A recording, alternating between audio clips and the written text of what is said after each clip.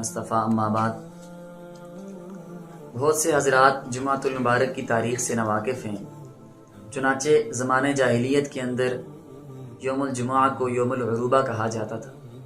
اللہ کے نبی صلی اللہ تعالیٰ علیہ وسلم کے نسب کے اندر ایک شخص آتا ہے کعب نامی، وہ اس دن لوگوں کو جمع کیا کرتا تھا اور واعظ و نصیحت کیا کرتا تھا۔ اس کے بعد اللہ کے نبی صلی اللہ تعالیٰ علیہ وسلم کا مبارک دور آیا۔ 13 سالہ مکی زندگی کے اندر جمعۃ المبارک کے احکام نہیں آئے، مگر اسد بن زرارہ ایک صحابی ہیں رضی اللہ تعالیٰ عنہ، وہ مدینہ کے اندر لوگوں کو جمع کرتے تھے اور جمع فرما کر وہاں پر لوگوں کو واعظ و نصیحت کیا کرتے تھے، لیکن اپنے اجتہاد سے، کیونکہ حکم خداوندی نہیں تھا۔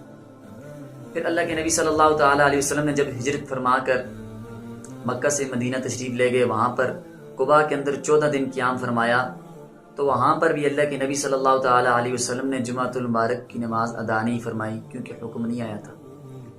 14 دن گزارنے کے بعد جب اللہ کے نبی صلی اللہ تعالیٰ علیہ وسلم وہاں سے گئے مدینہ منورہ کی جانب، تو راستے میں ایک محلہ آتا ہے، محلہ بنی سالم۔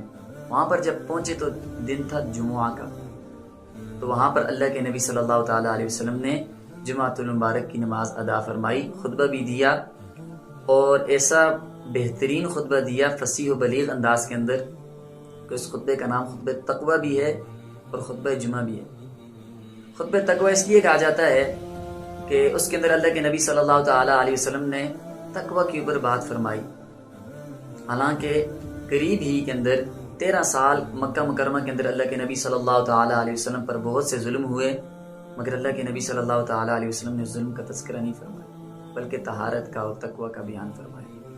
اس کے بعد اللہ کے نبی صلی اللہ تعالیٰ علیہ وسلم کے مبارک دور کے اندر ہی مسجد نبوی کے اندر جمعۃ المبارک کی نماز ادا ہوتی رہی۔ اور پھر ایک مقام ہے وہاں پر جواسہ مقام ہے، وہاں پر نماز ادا ہوتی رہی جمعۃ المبارک۔ جواسہ مقام کے علاوہ باقی کسی جگہ پر بھی جمعہ ادا نہیں ہوتا تھا۔ اس کے بعد صحابہ کرام رضی اللہ تعالیٰ عنہ اجمعین کے دور کے اندر مختلف مقام پر جمعۃ المبارک کی نماز ادا ہوتی رہی، اور الحمدللہ آج تک ادا ہو رہی ہے۔